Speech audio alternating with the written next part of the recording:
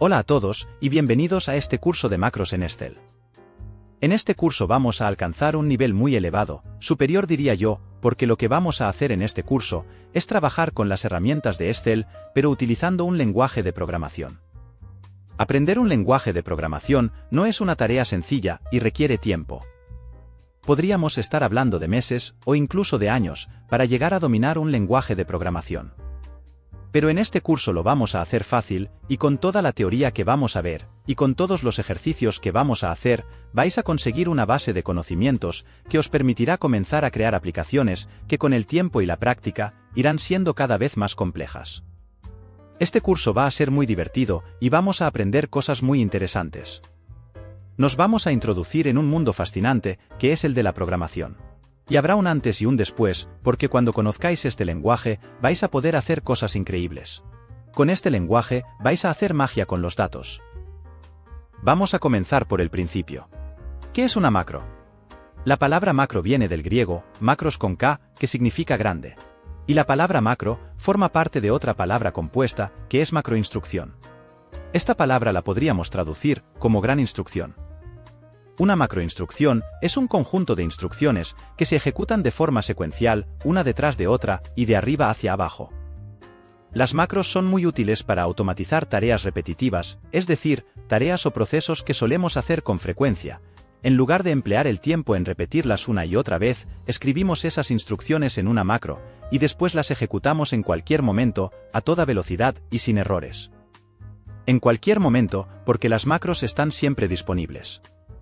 Ejecutar una macro es tan sencillo como pulsar una tecla. A toda velocidad, porque una tarea que puede llevarme horas de trabajo, una macro la puede hacer en segundos. Y sin errores, porque yo puedo repetir una misma tarea 1000 veces, pero como soy humano, me puedo equivocar. Sin embargo, una macro nunca se va a equivocar. Las macros se escriben en un lenguaje de programación que se llama VBA, que son las iniciales de Visual Basic para aplicaciones. VBA lo encontramos en todas las aplicaciones de Office. Lo encontramos en Word, en Excel, en PowerPoint, en Outlook y en Access. Y los fundamentos de este lenguaje de programación son los mismos para todas las aplicaciones. Con lo cual, si aprendemos VBA en Excel, lo aprendemos para el resto de aplicaciones. Pero hay que tener en cuenta que cada aplicación tiene sus características. En Word trabajaremos con documentos, páginas, párrafos, oraciones. En Excel trabajaremos con libros, hojas, celdas, fórmulas. En PowerPoint trabajaremos con presentaciones, diapositivas, imágenes, organigramas. En Outlook trabajaremos con mensajes, contactos, calendarios, tareas. Y en Access trabajaremos con bases de datos, tablas, registros, campos, etc. VBA es la adaptación de su hermano mayor, Visual Basic, a las aplicaciones de Office. Visual Basic era un entorno de desarrollo que permitía crear aplicaciones que funcionaban de forma independiente en un PC con Windows. El programador tenía Visual Basic instalado en su ordenador y generaba archivos ejecutables, archivos .exe, que después instalaba en los PCs de los usuarios, y no era necesario que Visual Basic estuviese instalado en los equipos de los usuarios.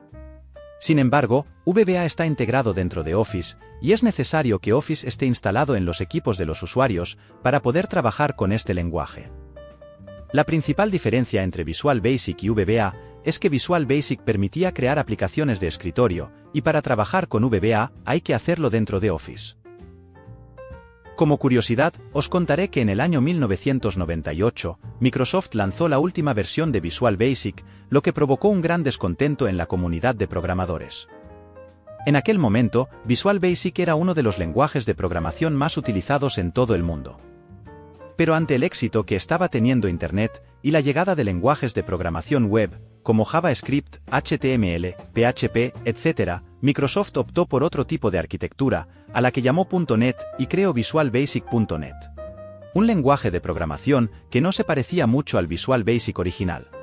De hecho, los programas escritos en Visual Basic no eran compatibles con este nuevo lenguaje de programación, y muchos programadores no hicieron el cambio a esta nueva plataforma y continuaron por otros caminos. Sin embargo, Microsoft decidió mantener Visual Basic en las aplicaciones de Office y hoy en día sigue estando integrado. Los lenguajes de programación han evolucionado a lo largo del tiempo. Aquí tenemos una lista de los lenguajes de programación más conocidos. Y concretamente, VBA apareció en el año 1993. Voy a explicaros las principales diferencias que hay entre los lenguajes de programación más importantes, para que podáis comprender mejor qué tipo de lenguaje es VBA. En los inicios nos encontramos con el lenguaje BASIC. Este lenguaje era muy simple y muy básico, de ahí su nombre, y se creó fundamentalmente para los estudiantes. En aquellos tiempos, los lenguajes de programación eran muy complicados. Había pocos conocimientos de informática y esto fue la manera de acercar el mundo de la programación a los estudiantes. Los programas en BASIC se escribían numerando las líneas. Comenzaban en la línea 10, luego la 20, luego la 30, etc. De este modo, se podían insertar líneas entre medio. Por ejemplo, la 17, la 18, y el programa funcionaba haciendo saltos de línea. Ahora estoy en la línea 30, luego me voy a la 80, después a la 140, luego vuelvo a la 70, etc. Esto es lo que se llama programación espagueti, que ocurre cuando un programa no hace más que dar vueltas sobre sí mismo. Y este es un tipo de lenguaje que hoy en día no está para nada aconsejado. Estos programas eran muy difíciles de mantener, principalmente porque como no hacían más que dar vueltas sobre sí mismos, era complicado seguirles la pista. Además, como tenían las líneas numeradas, el programador necesitaba tener un plano mental del programa en su cabeza para saber en qué líneas estaban las instrucciones. Con lo cual, si el programa tenía miles de líneas, esto se convertía en una auténtica locura. Además, recuerdo que había una instrucción que se llamaba renum, que renumeraba las líneas a múltiplos de 10. Con lo cual, ese plano mental se quedaba totalmente desfasado. Después aparecieron los lenguajes de programación orientados a procedimientos. En estos programas ya no había números de línea, sino que había procedimientos. Un procedimiento es un bloque de líneas de código, que tiene un principio, que tiene un final, que tiene una serie de instrucciones que se ejecutan de forma secuencial, una detrás de otra, y de arriba hacia abajo. Esos procedimientos tienen un nombre, y a través de ese nombre los puedo llamar para que se ejecuten. Hay procedimientos que llaman a otros procedimientos, e incluso, hay procedimientos que devuelven un valor, que puede ser el resultado de un cálculo, el resultado de una comprobación, o el resultado de cualquier operación que podamos hacer. Estamos ante lo que se llama programación estructurada. La programación estructurada intenta evitar los saltos dentro de un programa, ya que es difícil de seguir y de mantener. Aquí tenemos el ejemplo de una macro sencilla. Tiene un principio. Tiene un final. Tiene una serie de instrucciones que se ejecutan de forma secuencial, una detrás de otra y de arriba hacia abajo. También tienen un nombre, y a través de su nombre, los puedo llamar para que se ejecuten. Concretamente, esta macro, lo que hace es seleccionar una celda. La celda A1. A continuación, la copia al portapapeles. Después selecciona la celda B1. Y después pega el contenido del portapapeles en esa celda. La programación estructurada mejora la claridad y el tiempo de desarrollo de un programa. Utiliza tres estructuras básicas, que son la secuencia, la selección y la iteración. La secuencia consiste en que las instrucciones se ejecutan de forma secuencial, es decir, una detrás de otra y de arriba hacia abajo. La selección permite evaluar una condición. Si es verdadera, se ejecutan unas instrucciones y si es falsa, se ejecutan otras. Con lo cual, podemos tomar diferentes caminos en la ejecución de un programa. Y por último, tenemos la iteración, que permite repetir una serie de instrucciones, un número determinado, o indeterminado de veces, lo que simplifica el código, y le da mucha velocidad. La programación estructurada permite segmentar o dividir el código en partes más pequeñas. Es decir, nos deja crear procedimientos más pequeños, de pocas líneas. Esto tiene muchas ventajas. La principal es que es mucho más fácil centrarse en un procedimiento de pocas líneas que en un procedimiento de muchas líneas, que es lo que ocurría con los programas en BASIC. Aquí tenemos dos ejemplos. Tenemos el módulo de la izquierda y el módulo de la derecha. Los dos hacen exactamente lo mismo, pero el de la izquierda tiene solamente un procedimiento y el de la derecha tiene 5 procedimientos. El de la izquierda solicita unos datos al usuario. Después, va realizando una serie de operaciones, como la suma, la resta, la multiplicación y la división. Y después va colocando los resultados en diferentes celdas de la hoja de cálculo. El de la derecha hace exactamente lo mismo, pero consta de un procedimiento principal que solicita unos datos al usuario, y después va llamando al resto de procedimientos, para que uno haga la suma, otro la resta, otro la multiplicación y otro la división. En el caso de que se produzca un error, si el error se produce en el módulo de la izquierda, el programa se cae porque no funciona nada. Pero si el error se produce en el módulo de la derecha, dejará de funcionar el procedimiento que contiene el error, pero el resto de procedimientos seguirá funcionando. Además, siempre será mucho más sencillo localizar el error en un procedimiento de pocas líneas que en un procedimiento de muchas líneas. Y también será más fácil corregirlo. Los expertos dicen que un procedimiento debería tener como mucho 50 líneas. Esto lo podríamos comparar con los equipos de música. Existen dos tipos. Por un lado, están las cadenas de música. Y por otro los equipos compactos. Las cadenas de música están formadas por módulos. Normalmente, nos encontramos en la parte superior con el tocadiscos. Luego la radio, la pletina para poner cintas de cassette, el compact disc, el ecualizador, el amplificador, etc. Todos estos módulos están conectados por la parte de atrás. Y todos juntos forman la cadena de música. Por otro lado, tenemos los equipos compactos que tienen todos sus componentes en un solo módulo.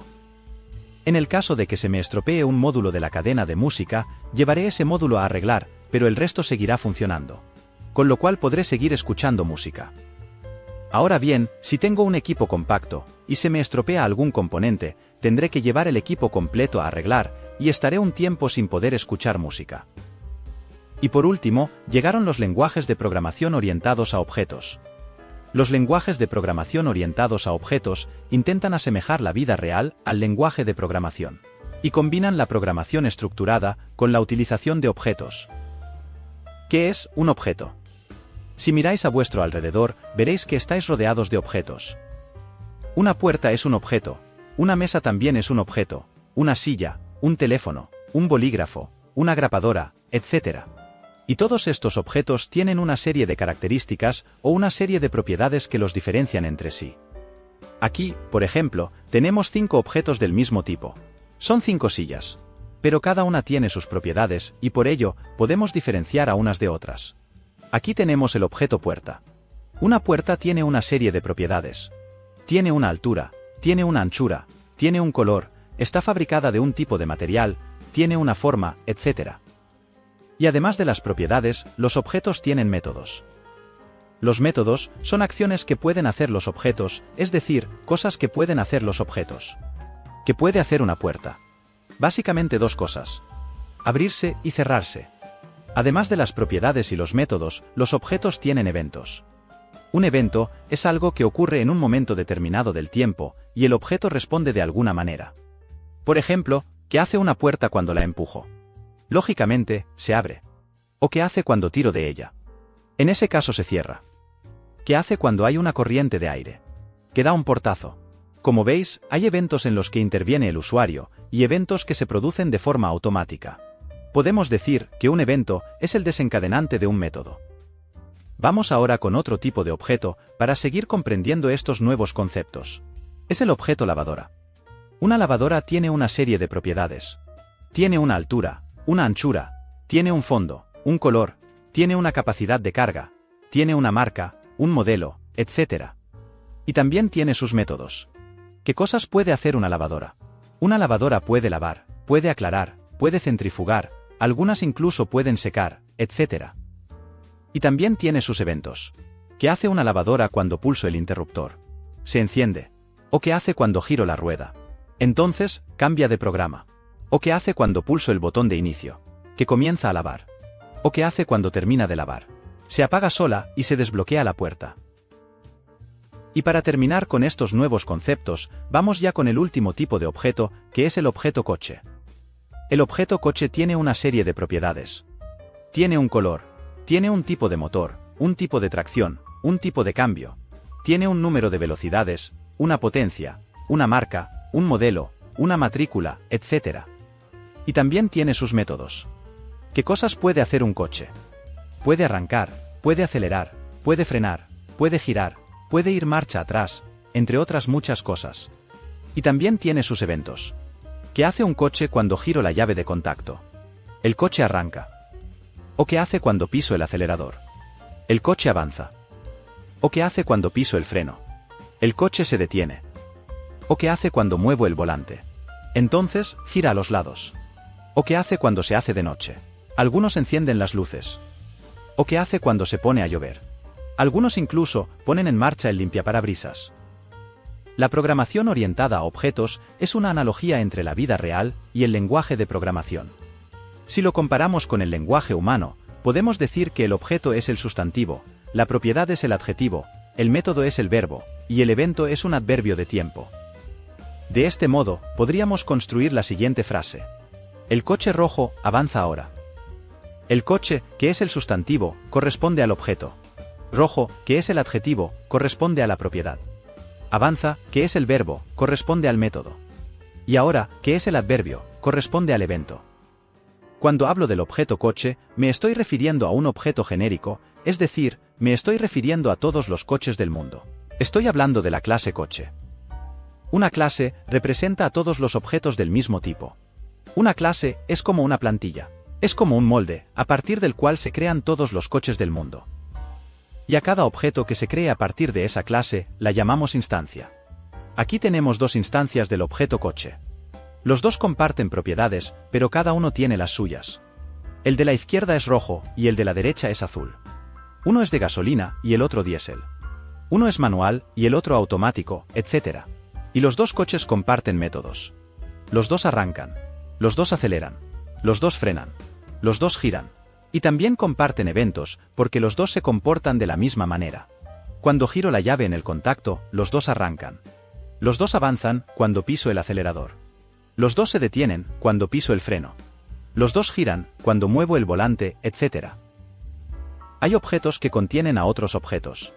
Supongo que todos conocéis esas muñequitas rusas, que se llaman matrioscas, que son de madera. Abres una, y aparece otra. Abres otra, y aparece otra, y después otra, y otra, y otra. Parece que nunca se van a acabar, ¿verdad? Hay objetos que contienen a otros objetos. Hay objetos que pertenecen a un objeto de rango superior. Por ejemplo, en el coche tenemos el objeto claxon. Ya sabéis que el claxon está dentro del volante. Es decir, el claxon pertenece a un objeto de rango superior, que es el volante.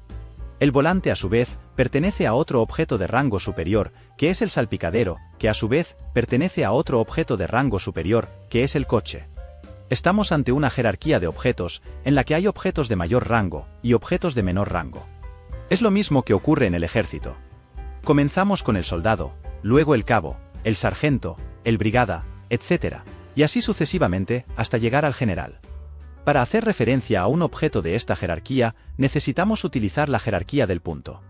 La jerarquía del punto consiste en separar con un punto los distintos objetos de la jerarquía.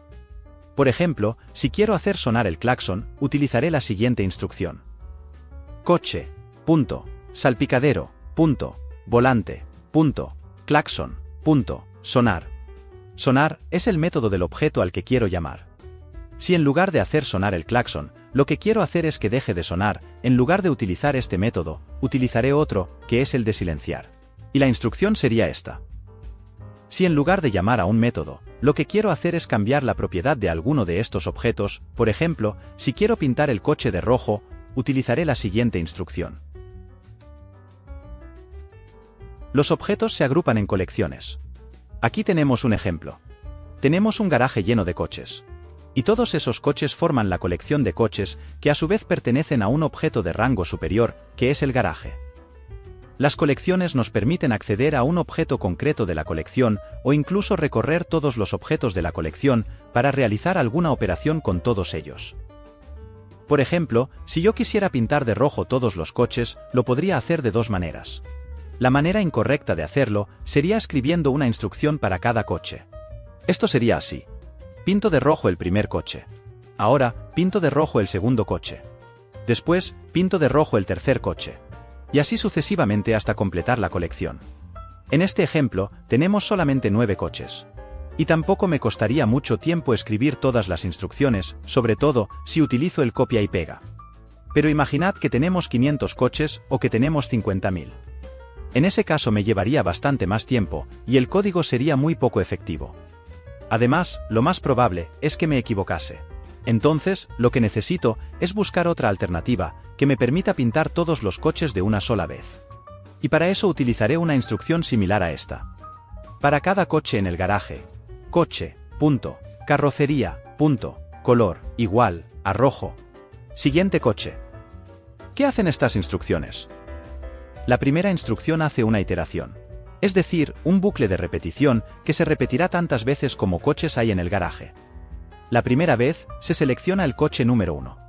La segunda línea, como el coche seleccionado es el número 1, equivale a decir, coche 1, punto, carrocería, punto, color, igual a rojo. La tercera línea dice, siguiente coche. Es decir, seleccionamos el coche número 2. El flujo del programa vuelve a la primera línea. Y como la colección no ha terminado, vuelve a entrar dentro del bucle. En este momento, el coche seleccionado es el número 2, con lo cual, la segunda línea equivale a decir, coche 2, punto, carrocería, punto, color, igual a rojo. La tercera instrucción dice, siguiente coche. Es decir, seleccionamos el coche número 3. El flujo del programa vuelve de nuevo a la primera línea, y como la colección no ha terminado, vuelve a entrar dentro del bucle. Y la segunda línea equivale a decir, coche 3, punto, carrocería, punto, color, igual a rojo. Y así sucesivamente, coche por coche, hasta completar la colección. Y me da igual que haya 9 coches o que haya 9000. Las instrucciones serán siempre las mismas, y este proceso se ejecutará a toda velocidad. Vamos ya con los objetos de Excel. En Excel tenemos 4 objetos principales, que son, el objeto aplicación, que es la propia Excel. Dentro, tenemos el libro de trabajo. Dentro, tenemos la hoja de cálculo. Y dentro, tenemos la celda. Como veis, estamos ante una jerarquía de objetos, donde el objeto de mayor rango es el objeto aplicación, y el objeto de menor rango es el objeto celda. Estos objetos traducidos al inglés, que es como Excel los utiliza, son el objeto application, que es la propia Excel. Tenemos el objeto workbook, que es el libro de trabajo. El objeto worksheet, que es la hoja de cálculo. Y el objeto range, que es la celda o un rango de celdas. Excel tiene más de 250 objetos y todos ellos están jerarquizados. Todos tienen sus propiedades, métodos y eventos. De estos más de 250 objetos, básicamente se trabaja con 4, que son el objeto aplicación, el libro, la hoja y la celda. Aquí tenemos una representación gráfica de lo que sería un proyecto en Excel. Tenemos el objeto aplicación, que es la propia Excel, que contiene todo el proyecto. Dentro tenemos la colección de libros. En esa colección, tenemos el libro 1 y el libro 2. Dentro del libro 1, tenemos la colección de hojas. Dentro de esa colección de hojas, tenemos 3 hojas abiertas. La hoja 1, la hoja 2 y la hoja 3. Cada una de estas hojas tiene sus objetos. Por ejemplo, tienen celdas, tienen rangos, gráficos, tablas dinámicas, formas, botones, etc. Otra forma de representar un proyecto en Excel sería esta. Tenemos a la izquierda el objeto aplicación con su colección de libros. Tenemos 2 libros abiertos, el libro 1 y el libro 2. El libro 1 tiene su colección de hojas. A su vez, tenemos 3 hojas abiertas. La hoja 1, la hoja 2 y la hoja 3. Y cada hoja tiene sus objetos. Si quiero cambiar el valor de una celda, por ejemplo escribir el valor 123 en la celda A1, utilizaré la siguiente instrucción. Application, Workbook, Libro 1, Worksheet, Hoja 1, Range, A1, Value, igual a 123. ¿Qué es lo que hace esta instrucción? En la celda A1, que está en la hoja 1, del libro 1, de la aplicación Excel, escribe el valor 123. Esta instrucción la podríamos hacer también como la de abajo. Aquí no nos estamos refiriendo a los nombres de las hojas, ni a los nombres de los libros, sino que nos estamos refiriendo al número de índice que ocupan las hojas y los libros. Es decir, el primer libro que tengo abierto y la primera hoja que tengo abierta. Fijaros que estas palabras están en plural. Eso es porque están haciendo referencia a colecciones. Es decir, la colección de hojas y la colección de libros. En el caso de que os encontréis estas palabras en singular, no se refieren a colecciones, sino que se refieren a objetos concretos.